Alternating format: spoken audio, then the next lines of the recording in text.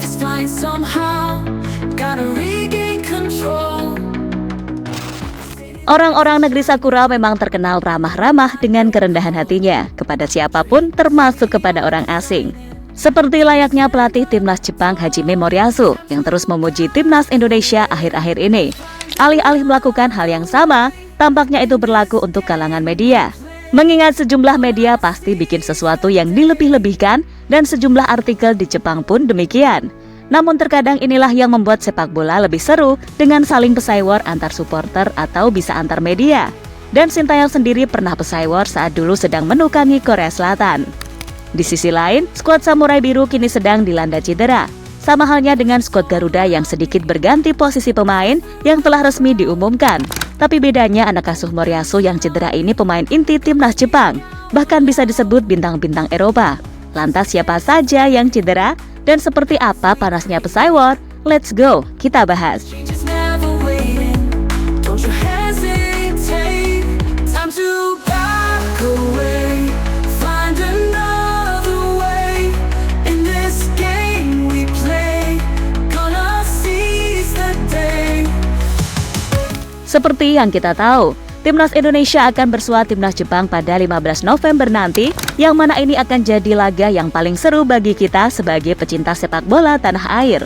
Seru ini sendiri dimaksud laganya akan sangat menarik ditonton, sebab ini akan jadi laga pembuktian bagi Sintayong serta anak asuhnya. Setelah kemarin-kemarin mampu menahan tim-tim raksasa macam Arab Saudi dan Australia, dan sempat blunder di Cina. Sintayong sendiri memang mengakui ini akan jadi laga terberat bagi skuad Garuda, mengingat Samurai Biru levelnya jauh sekali di atas kita. Kalau lihat dari ranking aja teman-teman, kita terpaut 115 peringkat dari mereka. Di mana Jepang kini berada di ranking 15 FIFA dan Indonesia hanya merangkak di peringkat 130 usai kemarin turun 1. Jika dilihat dari komposisi pemain pun terlihat jauh perbedaannya. Hampir seluruh penggawa Samurai Biru kini sedang merumput di Eropa dan hanya segelintir saja yang bermain di liga lokal. Melihat dari Transfermarkt saja, total harga skuad mereka mencapai 318,4 juta euro atau sekitar 4.901 triliun rupiah. Sedangkan skuad Garuda hanya 477 miliar rupiah. Tentu tak heran jika berbagai pihak meramal jika Indonesia akan kesulitan menghadapi Samurai Biru nanti. Voices all around me, whispers through the crowd. Don't let them surround me, gonna speak out loud. Past mistakes are fading, the past we create. Walaupun mereka jauh di atas kita, namun nyatanya pelatih timnas Jepang tetap humble banget. Moriyasu pernah mengatakan jika Indonesia merupakan salah satu tim kuat di grup C, dan beliau juga memprediksi Sintayong mampu membawa anak asuhnya melangkah lebih jauh lagi. Selain itu, Federasi Jepang sendiri sangat menghormati kita sebagai tuan rumah dengan menyuruh para fansnya tertib bagi yang ingin mensupport langsung ke GBK, yang mana diketahui ada sekitar 3.000-an supporter Jepang yang akan away ke Jakarta. Jelas itu memang mencerminkan budaya Jepang yang ramah-ramah kepada siapapun. Namun hal tersebut gak berlaku di dunia media berita, sebab banyak sekali media Jepang yang pesaingwar. Seperti ada yang mengecek ranking timnas Garuda yang sudah gak level dengan mereka, dan Sintayong dianggap musuh bebuyutan karena orang Korea Selatan asli. Bahkan ada juga yang menyindir Sintayong akan segera didepak dari kursi kepelatihan jika kalah dari Jepang. Semua itu memang fakta bahwa kita di bawah mereka, dan pesaingwar ini nggak bisa kita balas, karena ya emang jauh levelnya. Tapi buat Coach Shin dipecat nampaknya nggak mungkin deh, mengingat ini lawannya Jepang, jadi kalau kalah pun wajar. Di sisi lain, soal Sintayong yang dianggap musuh bebuyutan, hal ini karena ternyata pelatih asal negeri Gingseng itu pernah pesaingwar ke Samurai Biru juga, ketika sedang memegang timnas Korea Selatan U23.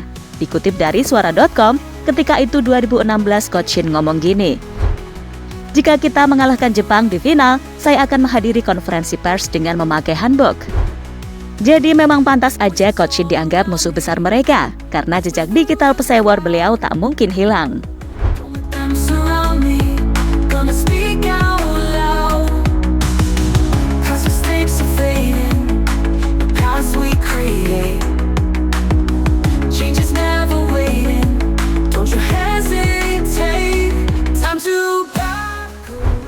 Deretan bintang utama Jepang yang cedera.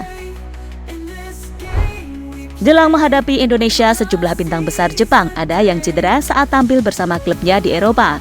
Pemain-pemain tersebut ialah Tomiyasu yang cedera di klubnya Arsenal dan belum kunjung fit 100%.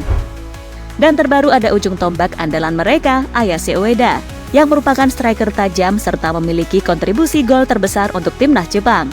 Selama di kualifikasi Piala Dunia saja, pemain Feyenoord itu sudah mencetak 8 gol dari 8 laga.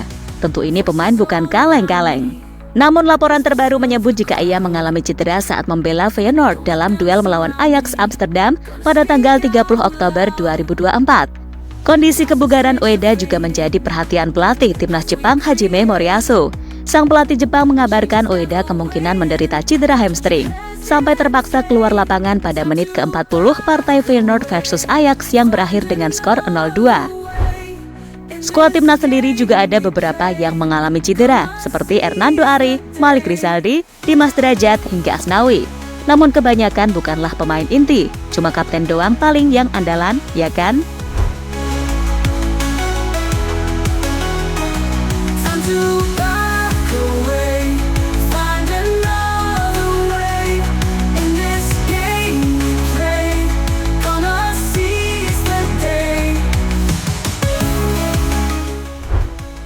Strategi Sintayong bisa efektif.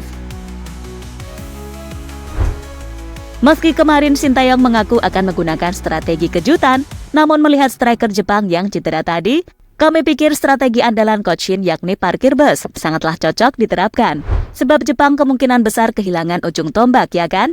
Jadi mau gak mau mereka akan lebih bermain kreatif dan memang semua pemain Jepang berkualitas.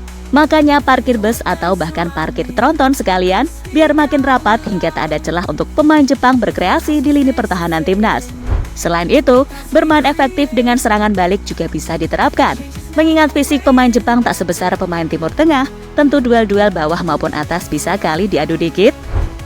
Tapi apapun itu, yang paling kita tunggu pastinya taktik kejutan dari Coach Shin, yang mana sudah mendapatkan itu dari legenda sepak bola Korea Selatan, ya kan? Surround me, gonna speak out loud. Cause mistakes are fading, the paths we create. Change is never waiting, don't you hesitate. Time to back away. Jadi itulah berbagai kemungkinan yang bisa terjadi saat menghadapi Jepang nanti. Dan kini pesai war pun udah mulai panas karena Coach Shin ternyata pernah pesai war juga. Tapi kembali lagi, ini Jepang si King Football Asia. Maka hasil imbang saja sangat beruntung bagi kita. Atau kalau kalah, jangan kena bantai lah minimal.